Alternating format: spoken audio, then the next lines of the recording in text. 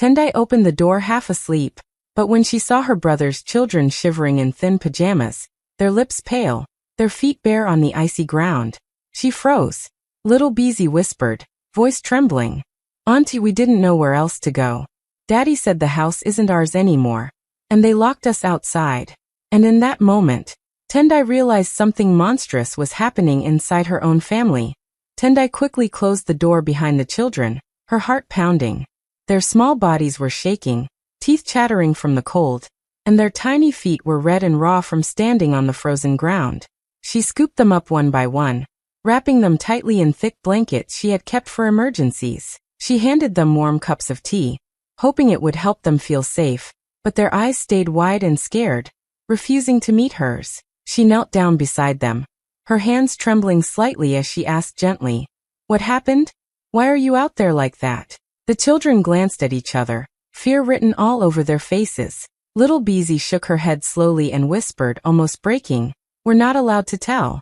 Tendai's stomach twisted. That one simple sentence carried a weight she couldn't understand. She had thought she knew her family, that she could trust her own brother, but now a cold, sinking feeling settled deep inside her. There was something wrong, something dark happening behind the walls of her own family home. Tendai held the children closer, trying to calm herself as much as them, but her mind raced. Questions flooded her. Why would her brother hurt his own children? What secret were they forced to keep? The warmth of the blankets and the tea did nothing to ease the growing fear in her chest. That night, as the children curled up beside her, silent and frightened, Tendai realized this was just the beginning. Something monstrous was hiding in plain sight, and she had no idea how deep it went. The truth was coming, and it would change everything she thought she knew about her family. She stayed awake, listening to their soft, uneven breathing, feeling powerless and terrified, but knowing she couldn't look away. The night that had started so normally had ended in a chill that no blanket could fight, leaving Tendai alone with the heavy, terrifying thought that the people she trusted most might be capable of the unimaginable. The next morning, Tendai bundled the children up again and decided to take them back to their home. She hoped that once they were safely inside, her brother would feel ashamed and apologize, that he would see the wrong in his actions. But as soon as Lekin opened the door, any hope she had vanished. His face was blank, almost bored, as if nothing serious had happened at all. He looked at her and the children and said casually, "Oh, they found their way to you? Good.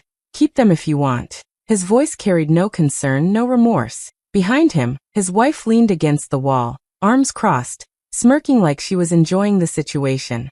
Tendai froze, feeling a cold knot form in her chest. She took a step closer to Beezy and noticed something that made her heart stop. There, on the child's arm, were dark marks shaped like fingers. The bruises were fresh and angry-looking, as if someone had gripped her tightly in anger or punishment. Tendai's hands trembled, and she instinctively reached to examine the bruises, her mind spinning. How could her own brother, her family, do this to a little child? And why would he act like it was normal? The children's eyes darted nervously between her and Lekin, too scared to speak, as if they knew that answering would bring even more pain. Tendai felt a wave of shock and disbelief wash over her. The man she had grown up with, the brother she had trusted and loved, now looked like a stranger.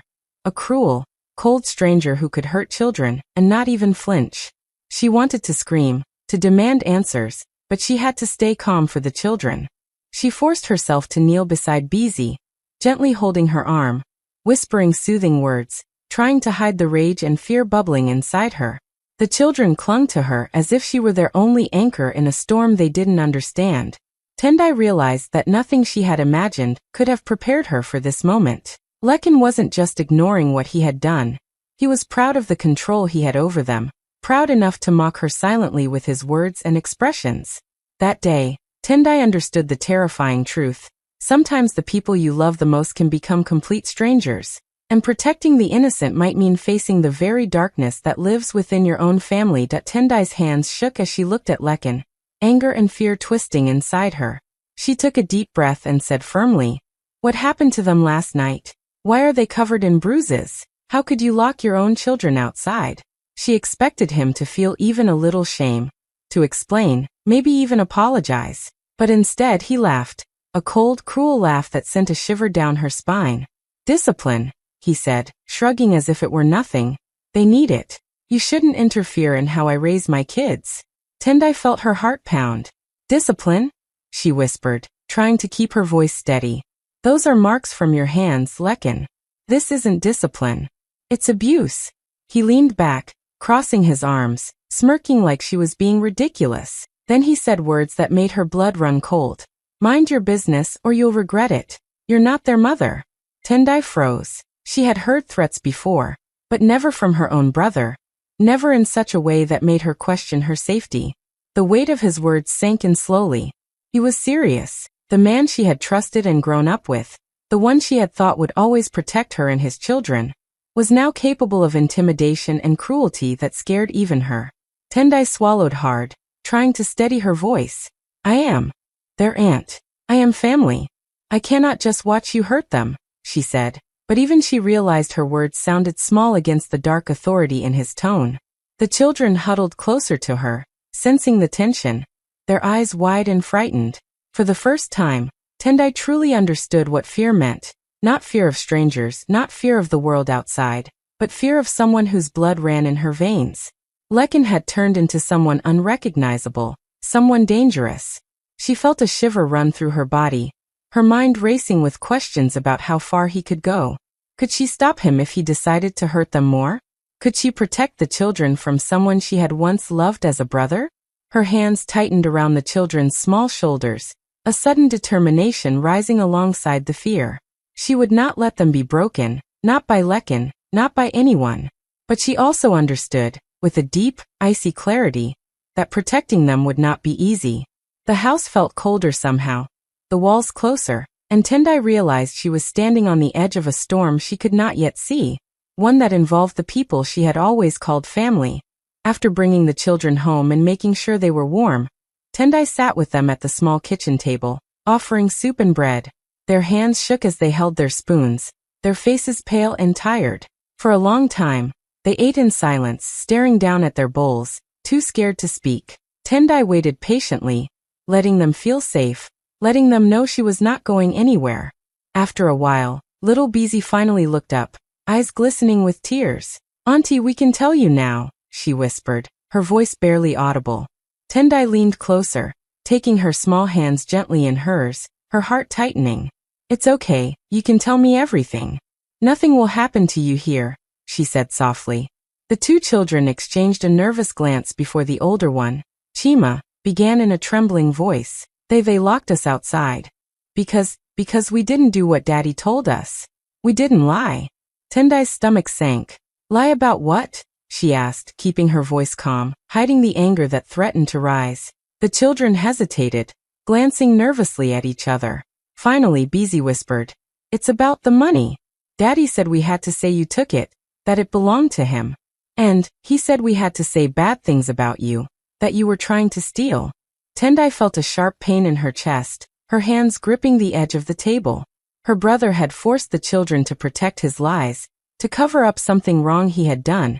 And now the innocent ones were terrified of telling the truth. They said we had to say that, or we wouldn't come inside. We were scared, Auntie, Chima added, his voice breaking. Tendai pulled them close, hugging them tightly. It's not your fault, she whispered, her own voice shaking. You did the right thing by telling me the truth. I promise you, I will protect you. The children clung to her, trembling, their small bodies shaking not just from the cold, but from the fear they had carried in silence. In that moment, Tendai realized the full depth of her brother's betrayal. He had turned his own children into pawns in a dangerous game, using them to lie, to hide his greed, and to try to hurt her. But now, with the truth finally spoken, Tendai felt a spark of power. She knew the path ahead would be difficult, but she also knew one thing. The children were safe with her, and their voices had finally been heard.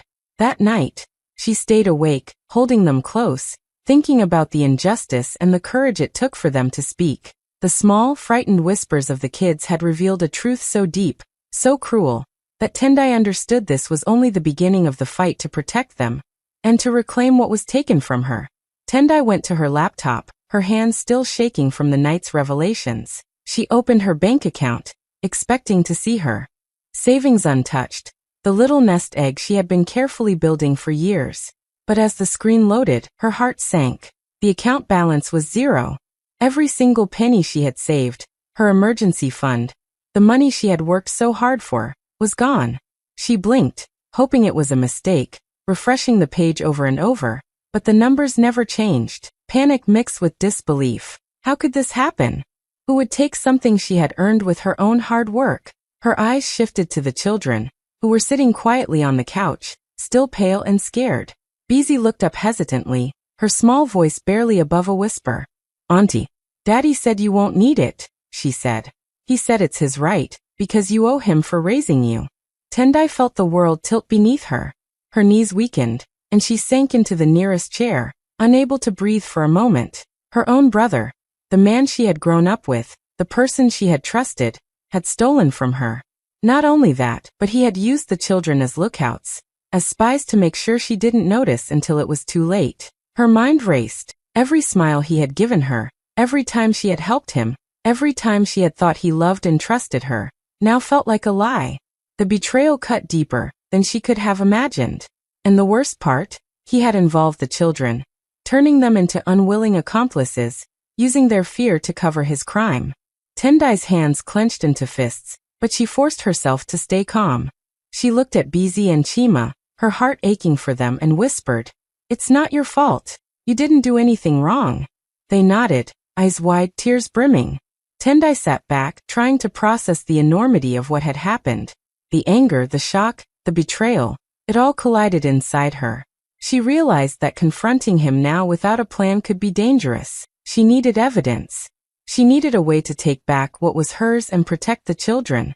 Her mind began to work slowly, carefully, thinking about what steps to take. But one thing was crystal clear.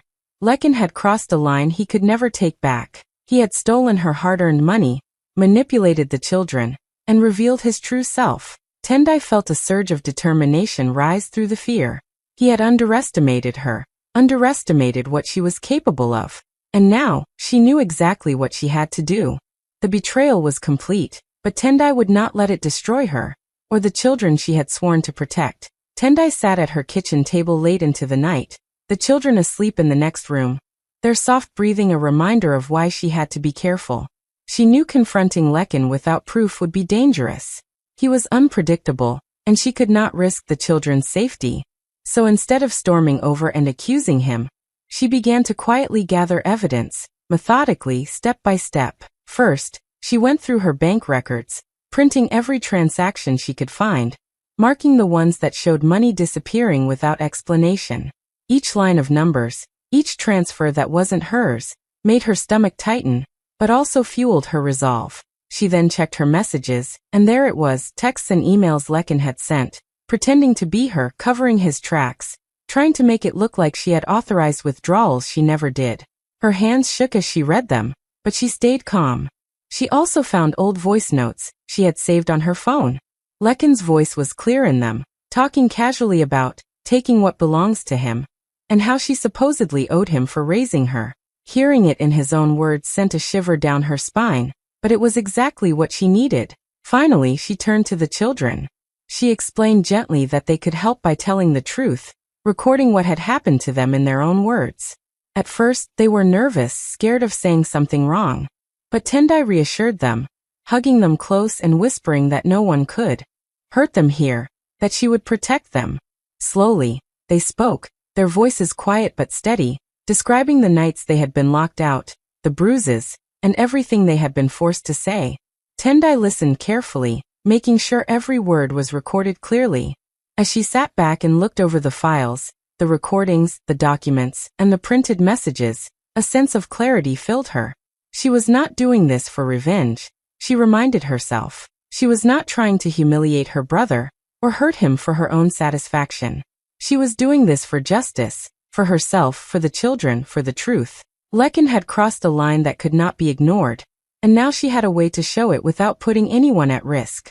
Every piece of evidence was another step toward protecting the children, reclaiming what had been stolen, and finally making her brother face the consequences of his actions. Tendai felt a quiet determination settle in her chest. She was no longer just reacting to fear and betrayal. She was preparing. And when the time came, There would be no escaping the truth that it was late when the sound of banging on the door shattered the quiet of Tendai's home. Lekin was standing there, red-faced and furious, shouting her name, demanding the children back. Tendai's heart pounded, but she stayed calm, motioning for the kids to hide in the back room. Lekin pushed the door open before she could stop him, storming inside and knocking over a chair. He grabbed a vase from the table and threw it across the room, glass shattering everywhere. "Give me my children!" "Now," he yelled, his voice shaking with rage. Tendai's hands stayed steady as she moved slowly to the table, where her phone was positioned, recording everything. She had anticipated that he might come, that he might lose control, and she had prepared for this moment. Lekin continued, his face twisted in anger. "You think you can keep them from me? You owe me your life. I can take whatever I want." His words were meant to intimidate, to scare her into giving in, but Tendai's fingers barely moved, just enough to make sure the phone was capturing every word. The children peeked from the doorway, their eyes wide, frightened but safe. Lekin's shouting echoed through the house as he smashed another lamp, ranting about how everything was his right, how she had no claim to anything he wanted. Tendai breathed slowly, keeping her voice calm, almost soft. "Lekin, stop. You are making this worse for everyone. Sit down and we can talk," she said. But he ignored her, raging on. Yet in the middle of his outburst, Tendai felt a strange sense of power. Every threat, every angry word, every violent movement he made was being recorded. Every piece of evidence she had carefully collected now had a witness, capturing the truth exactly as it happened. Her heart still raced, but fear was tempered by control. When he screamed, "I can take whatever I want," she held her ground.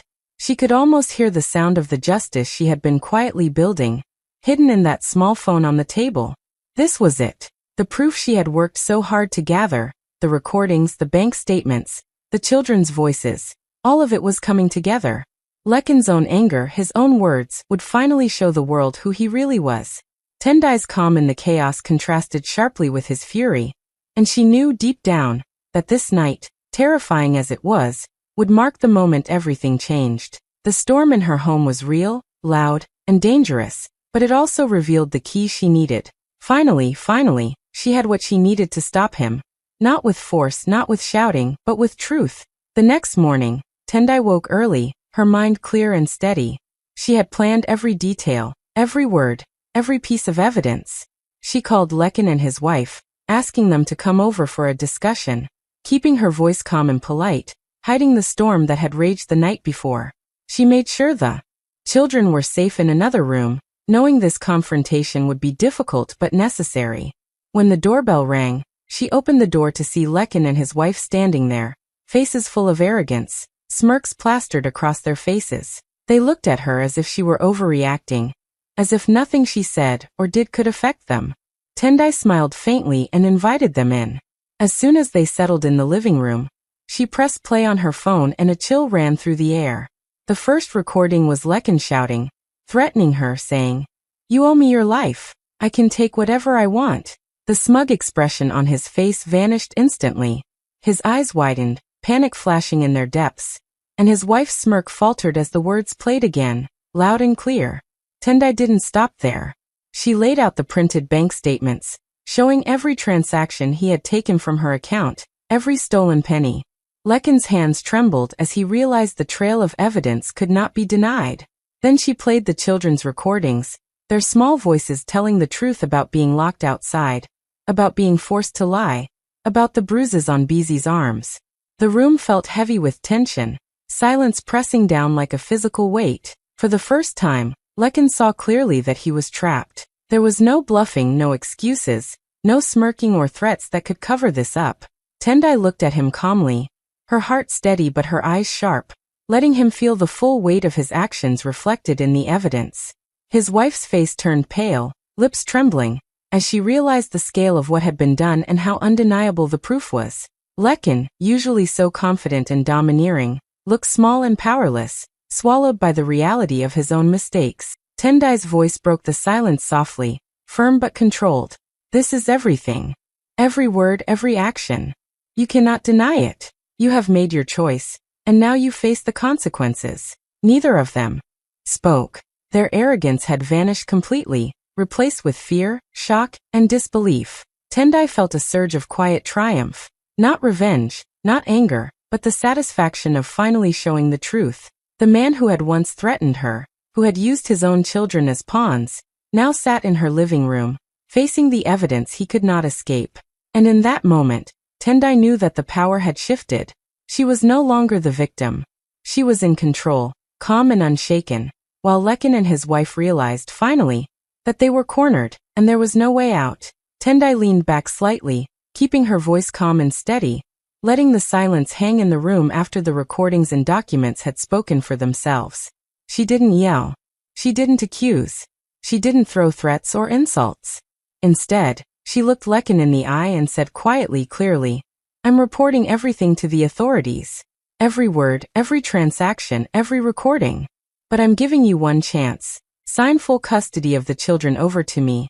And this can stop here." The words landed like a weight in the room. Lekin's face went pale, his usual arrogance slipping away as he glanced at the evidence spread across the table. His wife's hands clenched nervously, and she muttered something under her breath, but Tendai didn't flinch.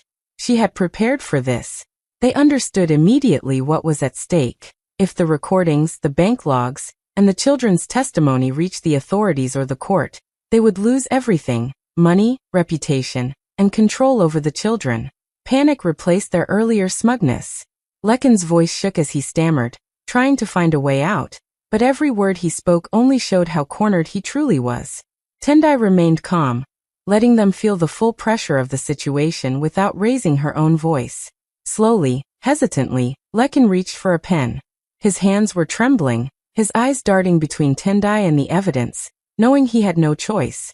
His wife leaned over, whispering, panic written all over her face, and together they signed the papers, each movement stiff and shaky, the finality sinking in. Tendai watched quietly, her expression calm, almost gentle, as the legal custody papers were completed. There was no celebration, no triumphant shout, only the quiet satisfaction that justice had been done. The children were safe now. They would no longer live in fear of a man who had once terrorized them, who had stolen from their aunt, and manipulated them as pawns. Tendai felt a wave of relief and strength flow through her. She didn't need to yell. She didn't need to fight with anger. The power had shifted naturally, quietly, with truth and preparation. And it was undeniable. Lekin and his wife, who had once held all the control, were now powerless, cornered by their own actions. Tendai breathed slowly, looking at the children's faces, knowing that from this moment on, nothing could hurt them again. She had protected them without cruelty, without revenge, using only courage, preparation, and the quiet force of truth. The room, once filled with fear and tension, now held a calm that only justice and care could bring. In that quiet moment, Tendai realized she had won not by force or anger, but by being patient, smart, and unwavering, turning the tables completely and powerfully, without a single scream. Months passed, and Tendai finally felt the calm she had been fighting for settle over her life. She watched Bizi and Chima running and laughing through the sunlit rooms of their new home, the warmth filling every corner. The children's laughter was light, free, and unafraid, a sound she hadn't heard for so long. She didn't need to punish her brother. Lekin had already destroyed his own life with his greed, his cruelty, and his lies. Tendai didn't seek revenge, didn't plot to humiliate him, or take delight in his failures. She had focused on protecting the innocent, and in doing so she had restored their safety, their happiness, and their childhood. One quiet evening, Tendai sat on the couch as Bizi crawled into her lap, wrapping her small arms around her tightly. Her voice was soft, barely more than a whisper, but full of sincerity. "Auntie, thank you for choosing us even when our own parents didn't." Tendai felt her chest swell with a warmth that came from deep within. She stroked Bizi's hair gently, her eyes misty but calm, and whispered back, "I will always choose you. Always." She looked around the home, the warmth, the peace, the little details that made it theirs, and realized that this was her true victory. She had not destroyed anyone. She had built something lasting, something safe, something filled with love. She had turned a nightmare into a life where cruelty could never reach them again. The children's smiles, their laughter, their sense of security, these were the real rewards. Tendai knew that her courage, patience, and careful planning had been stronger than any anger or desire for revenge. She had faced betrayal and fear, and instead of letting it break her, she had created a home where innocence and trust could thrive. That evening, as the sun set outside, painting the walls in warm gold, Tendai watched Bizi and Chima play, and for the first time in a long time, she allowed herself to breathe fully, to relax completely. The storm of the past months had passed, leaving behind not resentment, not triumph over someone else's misery, but the quiet, powerful peace of a life built on courage, care, and love. She had protected what mattered most, and in doing so, had reclaimed her own strength. Tendai smiled softly, knowing that no one could ever touch what she had built. Not her brother, not his cruelty, not anything from the past. She had chosen wisely. She had chosen courage. And that choice had changed everything.